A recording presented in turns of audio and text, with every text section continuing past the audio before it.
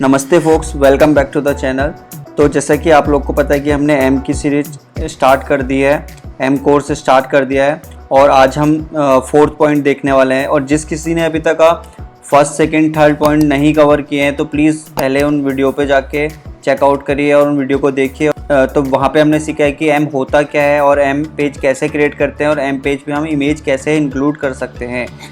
तो चलिए शुरू करते हैं। तो लास्ट वीडियो पे हमने देखा था कि how to include an image in AMP, ठीक है, और ये 2 पॉइंट्स हम कवर कर चुके हैं और ये तीसरा पॉइंट भी हम कवर कर चुके हैं। आज हम पढ़ेंगे how to use CSS on AMP pages. तो कैसे हम अपने एम पेजेस पे CSS यूज़ करते हैं। तो चलिए देखते हैं।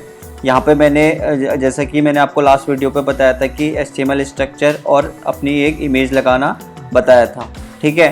तो आज हम इस अपने एम पेजेस पे ये सीखेंगे कि हम कैसे अपनी यहाँ पे स्टाइल लगा सकते हैं। स्टाइल मीन्स कि अपनी कैसे CSS लगा सकते हैं। बेसिकली यहाँ पे मैं पहली चीज़ आपको बता दूँ कि यहाँ पे हम कोई भी एक्सटर्नल CSS नहीं लगा सकते, कोई लिंक एक्सटर्नल नहीं यूज़ कर सकते हैं।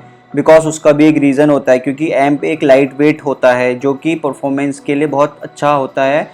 तो इसलिए ये क्या अलाउ करता है कि ये बाहर की कोई एक्सटर्नल CSS ना JS इंक्लूड करने नहीं देता है, उसको डिसअलाउड करता है, जिस वजह से हम यहाँ पे अब की कोई एक्सटर्नल चीज़ यूज़ नहीं करते हैं। तो यहाँ पे हमें खुद की कस्टम CSS लिखनी पड़ती है जो गूगल का जो ये प्रोडक्ट है एम वो हमें अलाउ करता है। तो चलिए देखते हैं कि हम उसको कैसे लिखते हैं। तो बेसिकली आपने देखा होगा कि आप HTML पे स्टाइल टैग के अंदर CSS लिखते होंगे। यहाँ पे आपने क्लास में कुछ लगा दिया, क्लास नेम, ये क्लास का नेम ले लिया और यहाँ पे आप उसकी CSS लिख देते हैं, ठीक है। जैसे यहाँ पे आपने मार्जिन लिख दिया 10 पिक्सल, ठीक है। तो जैसा कि आपने ये देखा होगा कि आप नॉर्मल HTML पेज पे स्टाइल टैग का यूज़ करके अपनी CSS लिख लेते हैं, ठीक है, इनलाइन CSS लिख लेते हैं। तो यहाँ पे बेसिकली क्या होता है, एम इसको डिसअलाउड करता है और एरर देता है because we are not using style attributes which is allowed for AMP. तो वो एट्रीब्यूट क्या होता है मैं आपको बताता हूँ। वो एट्रीब्यूट होता है एम कस्टम, ठीक है। इस एट्रीब्यूट के हेल्प से हम अपनी इनलाइन CSS लिख सकते हैं जो कि एम पेजेस के लिए वैलिड होती है। तो चलिए चलते हैं और देखते हैं, लिखते हैं। तो बेसिकली यहाँ पे मैं एक काम करता हूँ, इस डिव, यहाँ पे एक डिव बनाता हूँ और इस डिव पे मैं ID लिख देता हूँ फर्स्ट डिव, ठीक है। अब मैं इस पे क्या करता हूँ, ये इमेज इसके अंदर डाल देता हूँ, ठीक है। पहले इससे पहले मैं आपको इसका लेआउट दिखा देता हूँ। ऐसा दिख रहा है, अभी ये ऐसा दिख रहा है, ठीक है। तो चलिए इसकी स्टाइलिंग करते हैं और स्टाइलिंग करते हैं। और यहाँ पे मैं एक काम करता हूँ, इसको डिव के अंदर ये इमेज ले लेता हूँ, ठीक है।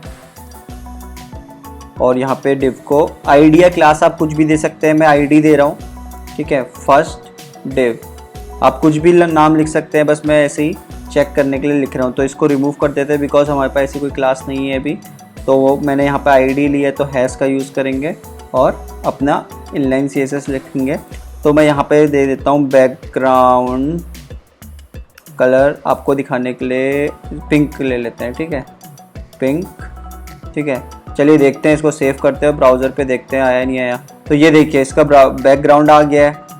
तो ये हमारी कस्टम CSS यहाँ पे अप्लाई हो रही है, ठीक है। और एक काम करते हैं, बॉडी भी ले लेते हैं, बॉडी का, ताकि आपको थोड़ा और अच्छा दिखे, बैकग्राउंड कलर येलो कर देते हैं, ठीक है। तो ये देखिए बॉडी का हमारा बैकग्राउंड कलर भी येलो आ चुका है, ठीक है। तो ऐसे हम अपनी कस्टम CSS यूज़ कर सकते हैं कहीं पे भी कैसे भी, बट उसमें भी कुछ रिस्ट्रिक्शन होती है इनलाइन CSS लिखने की। तो आप कितनी लिख सकते हैं, तो आपके लिए जो इनलाइन CSS एम अलाउ करता है वो होती है 50 किलोबाइट्स, ठीक है। 50 किलोबाइट्स की आप इनलाइन CSS एम में लिख सकते हैं। अगर आपका एम के इनलाइन CSS का साइज इससे मोर देन हो जाता है तो एम क्या करता है, एरर देता है और उसको डिसअलाउड करता है। तो बेसिकली आप जितने भी एम में पेजेस बनाए, उन एम पेजेस की टोटल CSS की साइज 50 किलोबाइट से मैक्सिमम नहीं होनी चाहिए, मिनिमम होनी चाहिए। ये इसका मेजर रिस्ट्रिक्शन है, ठीक है। तो आप जब भी अपनी इनलाइन CSS लिखें इसमें कस्टम CSS, तो ये ज़रूर ध्यान में रखिएगा कि आप अपनी 50 किलोबाइट्स से ज़्यादा CSS ना लगाए। अब आप इसको चेक कैसे कर सकते हैं, जैसे आपने क्या करना है, यहाँ पे इस एट्रीब्यूट के अंदर आप जितनी भी अपनी कस्टम CSS लिखना चाहते हैं वो लिखेंगे, उसको कॉपी करेंगे और ब्राउज़र पे जाना है। मैं URL आपको डिस्क्रिप्शन में दे दूंगा। आपको क्या करना है, इस लिंक को ओपन करना है और यहाँ पे वो CSS पेस्ट करनी है। ठीक है, पेस्ट करने के बाद यहाँ पे कंप्रेस पे क्लिक करना है। ठीक है, ये कंप्रेस हो चुकी है। ठीक है, और यहाँ पे लिखा हुआ है, देखिए original size 113 bytes, compress size 62 bytes. जो ओरिजिनल साइज था इस CSS का मेरी 113 बाइट्स था, कंप्रेस होके ये हो चुकी है 62 बाइट्स। तो जब भी आप अपनी इनलाइन CSS लिखें तो आप नॉर्मल ऐसे लिखते हैं, है ना, तो आप ऐसे ना लिखें।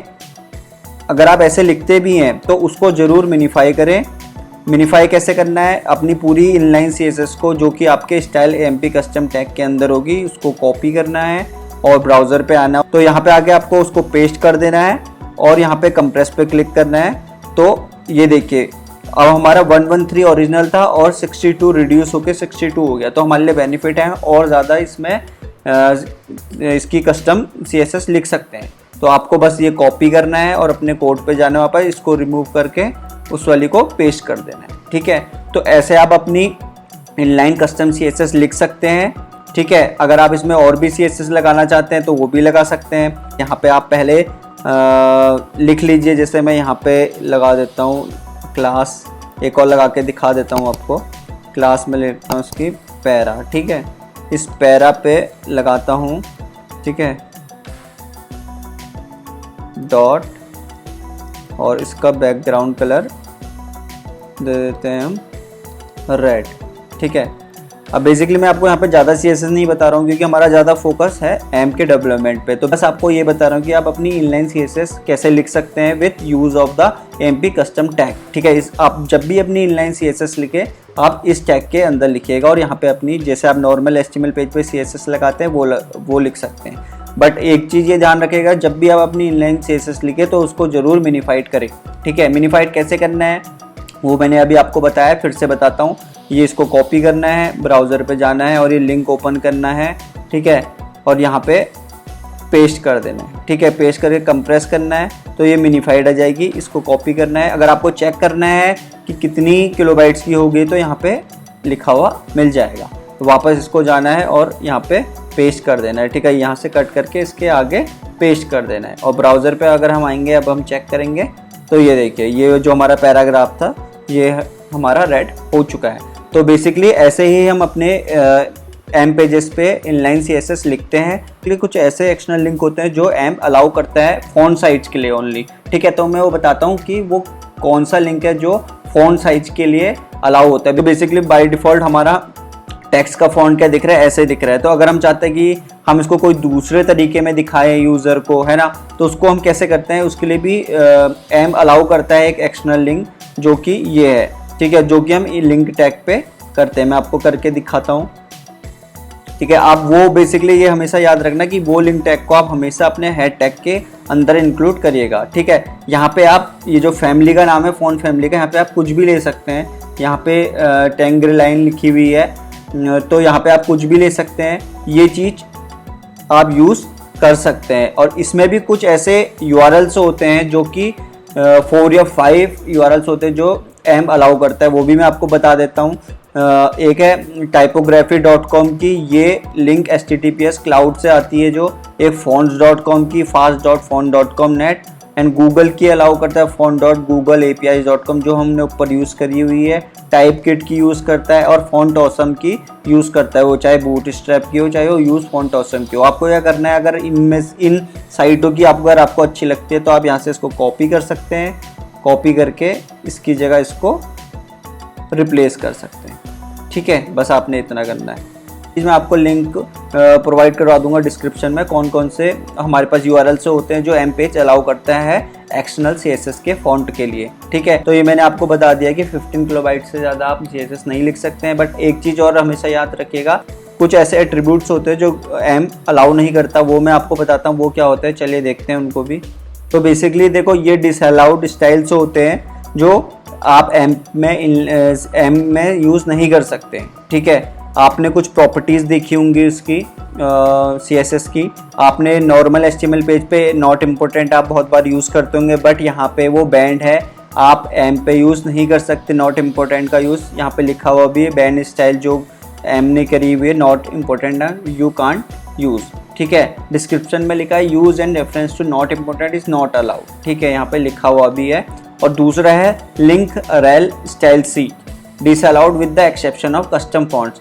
ये वैसे तो आप यूज़ कर सकते हैं, बट आप कुछ ऐसे कस्टम फॉन्ट्स हैं जिसके साथ अगर आप इसको यूज़ करेंगे तो वो यहाँ पे डिसअलाउड हो जाएगी। अभी मैंने थोड़ी देर पहले आपको जो 5 URLs बताए हैं, अगर आप उसके साथ इसका यूज़ करेंगे फ़ॉन्ट्स के लिए तो वो अलाउड होती हैं। और कुछ ऐसे हैं, ये क्लासेस हैं जो आप इनलाइन CSS में क्रिएट नहीं कर सकते।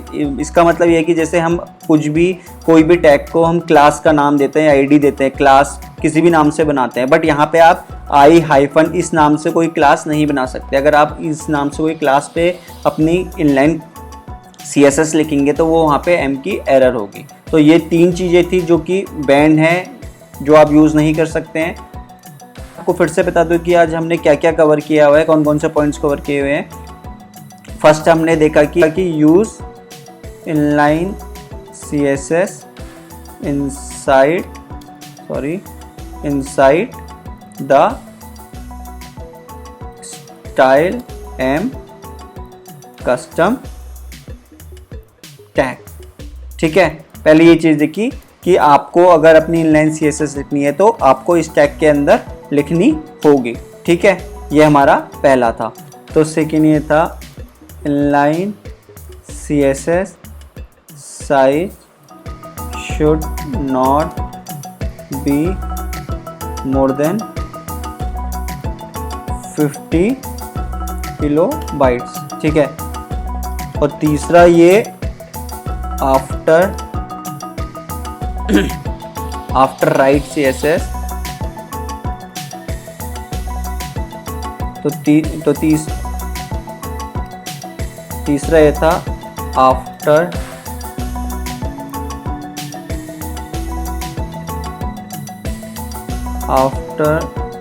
Writing CSS you have to